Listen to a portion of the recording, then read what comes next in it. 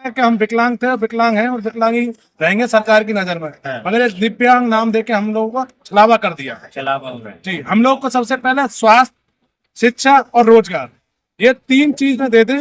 मेरा ये कहना है, क्या दिव्यांग राजनीतिक नहीं कर सकता है?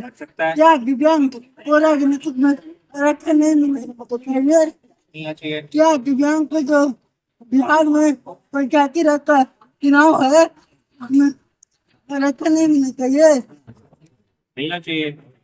जब किन्नर समाज को मिल रहा है तो दिव्यांग समाज को क्यों नहीं मिलेगा? मिलना चाहिए। सरकारी नौकरी में 4% होता है दिव्यांग का रिजर्वेशन, राजनीतिक में भी चाहिए। राजनीति में भी चाहिए। बिल्कुल। नया मुद्दा उठाया है।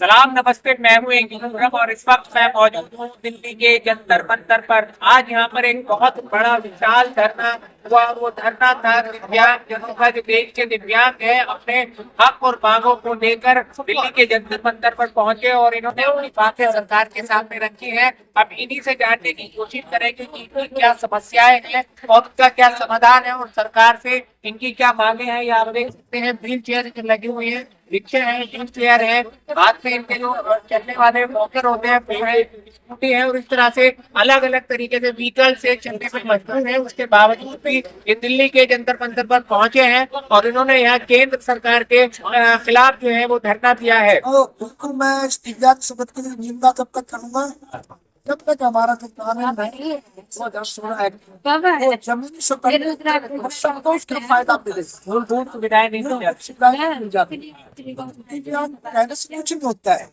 सबसे बड़ी लोगों की मानसिकता सोच, आप किसी भी क्षेत्र में चले जाए, चाहे किसी भी विभाग में, एक वो उस नजर से विकलांग को देखा जाता है जिससे हमारे अंदर लगता है कभी यही भावना से देख रहे हैं। और जितनी भी मूलभूत सुविधाएं हैं भाई, एक तो जो सुना है कि कोर्ट ने फैसला लिया है दिव्यांगों को 80 एक्ट के तहत लाया जाएगा, यानी उनका जो भी कोई अपमान करता है तो उन पे 80 एक्ट की तरह मुकदमा दर्ज होगा।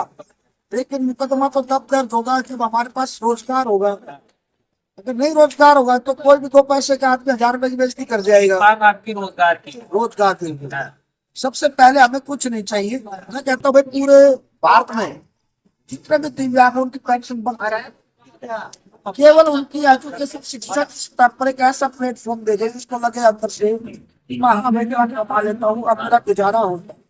पेंशन एक आर्थिक सहायता है, आपको जंग थोड़ी ना लड़ता है जो हम पेंशन दे रहे हो। आप आर्थिक सुविधाएं सहायता देनी है तो कम से कम डीसी रेट पे दो, 8500 सबकी पेंशन मत दो। ठीक है, केवल एक प्लेटफॉर्म दे दो बस। ठीक है। जैसे कि बात की इन्होंने कि पेंशन बंद होनी चाहिए, दूसरी तरफ आप लोगों की मांग है कि 6000 रुपए पेंशन होनी चाहिए। हर एक राज्य में अलग अलग पेंशन है कि 500 है कि 1000 है कि 1100 है। क्या कहेंगे इस पे? सबसे पहले आप सबका धन्यवाद, सलाम भारत का, जो हमारी आवाजें पहुंचाने के लिए आप सरकार तक पहुंचेंगे और अपने सोशल मीडिया के माध्यम से हम सभी विकलांग भाइयों की आवाज बुलंद करोगे। तो सबसे पहले हम लोग विकलांग हैं, दिव्यांग नहीं है। तो गवर्नमेंट ने सर्दियों को हम गर्मी कहने लगे तो क्या सर्दी नहीं लगेगी क्या? तो मेन सी जाहिर सी बात है कि हम विकलांग थे, विकलांग हैं और विकलांग ही रहेंगे सरकार की नजर में। मगर एक दिव्यांग नाम देके हम लोगों को छलावा कर दिया जी। हम लोग को सबसे पहले स्वास्थ्य, शिक्षा और रोजगार, ये 3 चीज में दे दें तो हमारे सबके साथ ना हमें पेंशन की जरूरत है। और अधिनियम 2016 नियम एक्ट इन्होंने बनाया था। ज्ञापन दिया गया है, किसको ज्ञापन पहुंचा है आपने?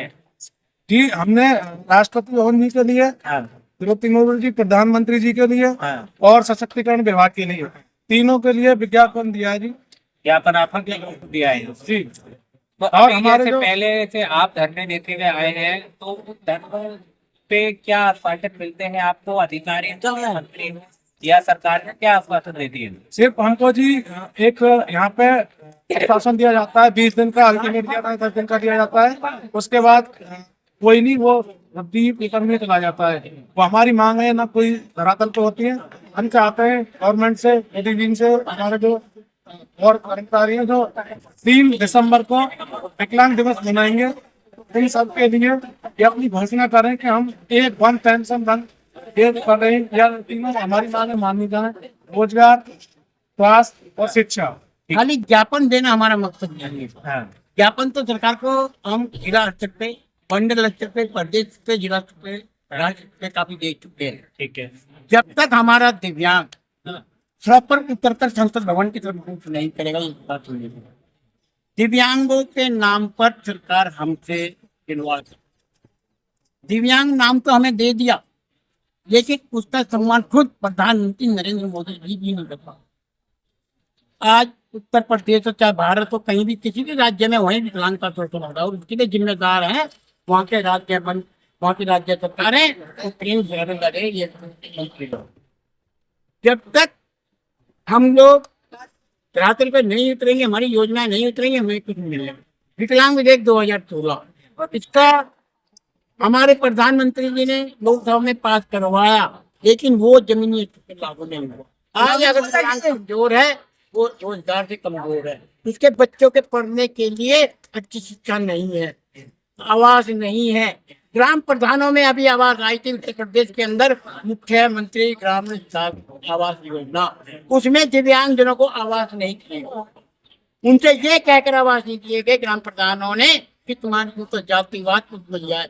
अगर जैसे ही आपने इतना बड़ा धरना दिया, ज्ञापन भी दिया, अगर कुछ सुनवाई नहीं हुई है तो अगला कदम क्या होगा? हमारा अगला कदम होगा, मैं अपने दिव्यांग समाज के साथ अपील करूंगा, या तो साथियों जैसे हमारे मुख्यमंत्री जी कहते हैं योगी आदित्यनाथ जी, मरो या कटो। मैं भी यही कहूंगा कि या तो अपने अधिकारियों के लिए मरो या अपने अधिकारियों के लिए ये लड़ो या कटो। आपका मेरा नाम सागर सम्राट है। मैं बिहार से आया हूँ, बिहार में कहाँ से आए हो? अरवल से आया हूँ। अच्छा। आज से लेकर के हाँ, मैं सरकार के लिए कहना चाहता हूँ, हमारा समाज है, दिव्यांग समाज बहुत ही गरीब है, लाचार है। इसको तो 2016 का है, वो अभी तक धरातल पे लागू नहीं किया है। हाँ, मेरा ये कहना है, क्या दिव्यांग राजनीतिक नहीं कर सकता है? कर सकता है। क्या दिव्यांग को राजनीतिक में आरक्षण नहीं मिलना चाहिए? नहीं चाहिए। क्या दिव्यांग को जो बिहार में पंचायती रहता है चुनाव है, उसमें आरक्षण नहीं मिलना चाहिए? मिलना चाहिए। जो किन्नर समाज को मिल रहा है, तो दिव्यांग समाज को क्यों नहीं मिलेगा? मिलना चाहिए। सरकारी नौकरी में 4% होता है दिव्यांग का रिजर्वेशन। राजनीतिक में भी चाहिए। राजनीति में भी चाहिए। बिल्कुल। नया मुद्दा उठाया है। बिल्कुल। कितनी उम्र है आपकी? 25 साल 25 साल है। जी, पढ़े लिखे कितने हैं? मैं की बात हूँ। Matric pass. जी, तो संसद भवन में एमपी बनना चाहते हैं आप? एमपी तो नहीं, हाँ, पर विधायक का मुखिया बनना चाहिए। विधायक या मुखिया बनने की इच्छा रखते हैं। बिल्कुल। चलिए, बढ़िया बात है, आपका हौसला अच्छा है। क्योंकि हाँ। हम लोग दिव्यांग है, हाँ। क्या मुझे पेंशन नहीं चाहिए, मुझे रोजगार चाहिए। पेंशन नहीं चाहिए, रोजगार चाहिए। बिल्कुल। हाँ, करना है। ये बिल्कुल। मैं सिंगापुर चाहता हूँ, हाँ। आपके दिव्यांग कल्याण पेंशन। अच्छा, बिहार में मैं- क्या करना है? बिल्कुल, मैं दिव्यांगों के लिए दिव्यांग आश्रम खोलने जा रहा हूँ। बहुत बढ़िया। हमने देश के कोने कोने से आए अलग अलग लोगों से बात की। इनके हौसले इतने बुलंद हैं कि ये राजनीति तक में अपना रिजर्वेशन चाहते हैं और ये कहते हैं कि हमें पेंशन देके हमें जो है वो किसी दूसरे पे निर्भर ना रहना पड़े। हम आत्मनिर्भर बनना चाहते हैं, हमें रोजगार चाहिए। रोजगार में हमें 4% से बढ़ा के 10% रिजर्वेशन होना चाहिए। एक युवा है, बिहार से आए, 25 साल उम्र है। इनका मानना है और इनकी मांग है कि राजनीति में भी हमें रिजर्वेशन मिलना चाहिए। हम राजनीति भी करना चाहते हैं, जब तक कि हमारा अपना नुमाइंदा, हमारे जैसा आदमी विधानसभा में या संसद में नहीं बैठेगा, वह नहीं बोलेगा, तब तक हमारी आवाज कोई नहीं उठाएगा। इतने बुलंद हौसलों के साथ आज देश का दिव्यांग सड़क पर उतरा हुआ है। सबसे बड़ी बात यह है कि इनका कहना है कि प्रधानमंत्री नरेंद्र मोदी ने हमें विकलांग से दिव्यांग को बना दिया, लेकिन जो अधिनियम बनाया गया 2016 में दिव्यांग अधिनियम एक्ट बनाया गया, उसके तहत हमें कोई भी सुविधाएं नहीं मिल रही हैं। जमीनी स्तर पर उसमें कोई भी चीजें लागू नहीं हो रही हैं, वो सिर्फ कागजों में है और उसको जितनी जल्दी हो सकता है उतनी जल्दी लागू किया जाना चाहिए। और मुख्य मांग इनकी जो है वो यही है कि हमें रोजगार मिलना चाहिए और हम स्वावलंबी होकर जीना चाहते हैं। सड़क से संसद तक की हर एक खबर को जानने के लिए हमारे चैनल सलाम भारत को सब्सक्राइब करें। धन्यवाद।